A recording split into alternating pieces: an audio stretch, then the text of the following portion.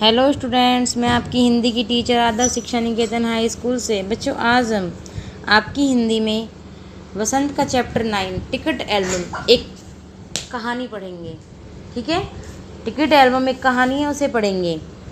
इस कहानी के लेखक हैं बच्चों सुंदरा रामस्वामी। ठीक है, और इस कहानी में उन्होंने बच्चों के मन में एक दूसरे के प्रति उठने वाली या उत्पन्न होने वाली ईर्ष्या और पश्चाताप के भावों को बहुत अच्छे ढंग से चित्रित किया कि बच्चे एक दूसरे से किस प्रकार से किसी बात को लेकर गुस्सा करने लगते हैं, ईर्ष्या हो जाती है एक दूसरे के लिए, उस बात को इन्होंने बताया है।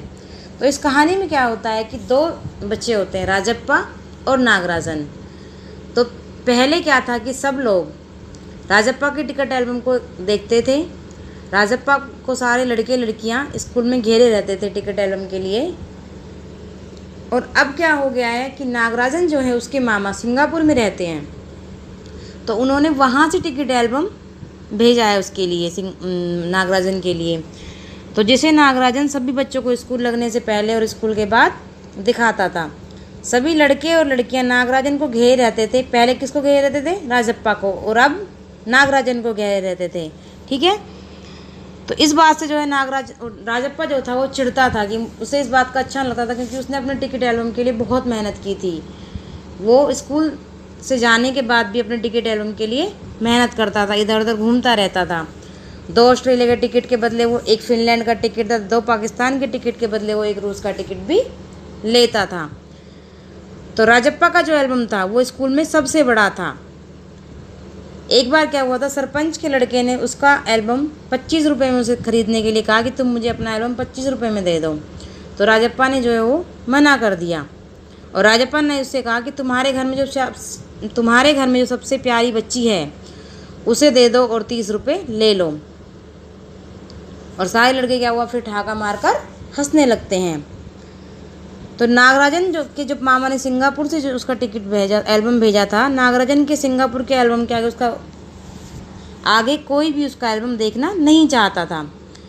राजप्पा का जो था उसको भी लगता था कि नागराजन का जो एल्बम है वो उसके एल्बम से अच्छा है, लेकिन उसने उसका एल्बम कभी देखने की कोशिश या इच्छा नहीं की। लेकिन चोरी छुपे बच्चों के पीछे वो कभी कभी देख लेता था।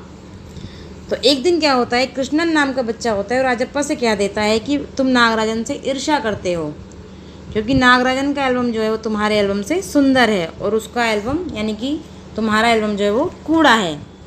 तो राजप्पा जो था उसको ये बात बहुत बुरी लग जाती है, और वह सोचता है कि उसने तो एल्बम के टिकट बहुत मेहनत से इकट्ठे किए हैं, और नागराजन जो है उसने तो इकट्ठा किया ही नहीं मेहनत कर, क्योंकि उसको तो मामा ने भेजा है उसके ने, तो उसमें उसने मेहनत नहीं की है। उसे स्कूल जाना अखरने लगा था वो, यानी कि स्कूल नहीं जाना चाहता था। अब वह घर में घुसा रहता था, पहले की तरह टिकटों के लिए इधर उधर नहीं जाता था। और अब वो क्या होता है, वो अपने एल्बम से ही चिढ़ने लग जाता है।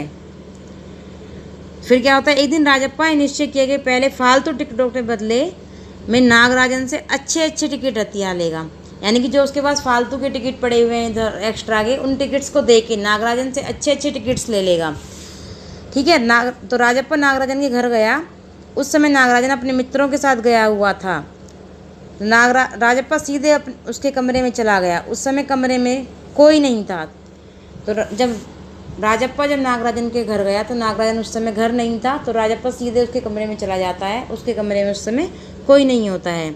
तो उसके मन में जो है वो पाप आ जाता है। उसने क्या किया, उसने नागराजन का एल्बम उठाया और उसे लाकर अपने घर में छिपा दिया।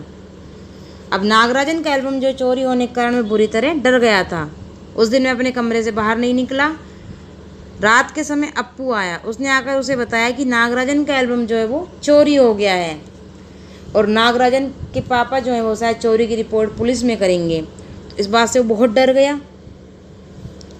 फिर वो क्या होता है कि फिर क्या करता है, नागराजन की बहन कामाक्षी होती है, वो कामाक्षी ने उन्हें बताया कि राजप्पा नागराजन के कमरे में आया था। और यह सुनकर तो जो राजप्पा था वो और भी ज़्यादा डर गया कि मैं ही पुलिस में पकड़ा जाऊँगा, अब तो मैंने ही चोरी की है। अगले दिन उसने नागराजन का एल्बम निकालकर जलती अंगीठी में डाल दिया। अगले दिन वो क्या करता है, गुस्से में नागराजन का एल्बम निकालता है और उसे अपनी जलती अंगीठी में डाल देता है, और एल्बम को जलता देखकर वो रोने लगता है।